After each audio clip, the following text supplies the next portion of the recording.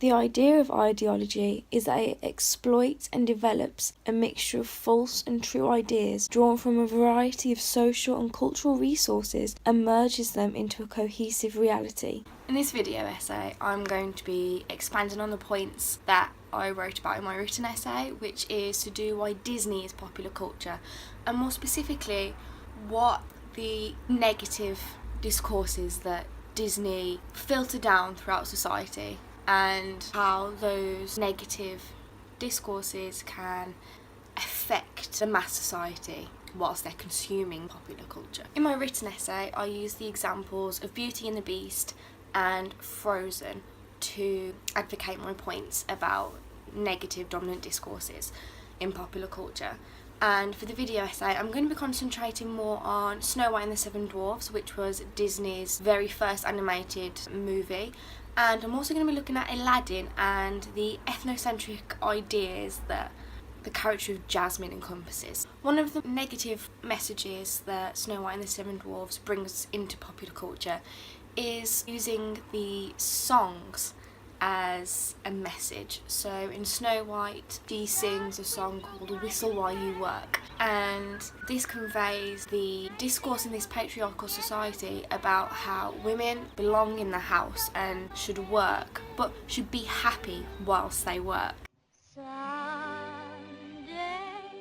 Another song in the Snow White and the Seven Dwarfs is when Snow White sings Someday My Prince Will Come. This portrays the dominant discourse that women should wait for a man to save the damsel in distress. That's the kind of message that brings across into popular culture and into mass society, where young children will be watching these films and will be subconsciously thinking whilst watching these animated films that I have to stick in the house and I have to wait for a man to appear in my life. And it also depicts heteronormativity of society and how the straight, white, romantic relationships are the social norm and anything else is considered the other. When looking at the character of Jasmine in Disney's animated film Aladdin, one has to just see that even though she is an Asian character, what's interesting is that her character does not convey those type of bodily images. Even though her skin is shown to be slightly darker than Disney's other princesses, also her facial features and her body type doesn't match that of an Asian woman. Her body still represents a white woman in a Western civilization. For a young Asian girl watching Aladdin and the character of Jasmine, she doesn't see herself being represented, and as Bell Hooks states, identification can only be made through recognition. Disney's films are very ethnocentric. Bell Hooks states in her book, Race and Representation, opening a magazine or book, turning on a television set, watching a film, or looking at photographs in public spaces, we are most likely to see images of black people that reinforce and reinscribe white supremacy. Now, this is what the character of Jasmine does in Aladdin with her white Western figure. Speaking about Princess Jasmine, Celeste Lacroix states, her skin tone is appropriately darker for the Middle Eastern setting of the story, yet she retains many white features, such as a delicate nose and small mouth. Probably the most notable physical feature of this character is the overly large, almond-shaped eyes. Other than skin tone, this feature appears to be the only signifier of racial difference.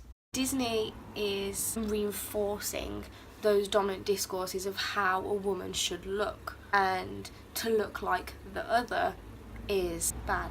Bell Hooks also states in another one of her essays, The Oppositional Gaze, mass media is a system of knowledge and power, reproducing and maintaining white supremacy.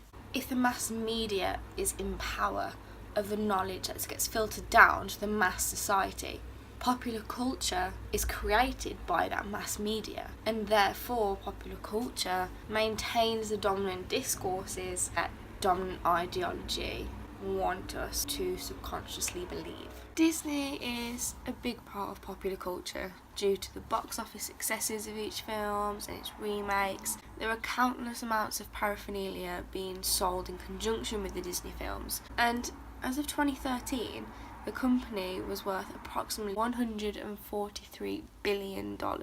And let's not forget the Disney stores across the world and Disneyland. This huge conglomerate company is appealing to mass society every day. Every day, children are watching these movies, and these images convey the dominant discourses of modern day patriarchal society, which include domesticated women that are only useful when they are cooking, cleaning, or tending to the needs of their man, and women who are overpowered by men and restrained by their words or their actions. The message that is rooted in popular culture is that women are weaker than men.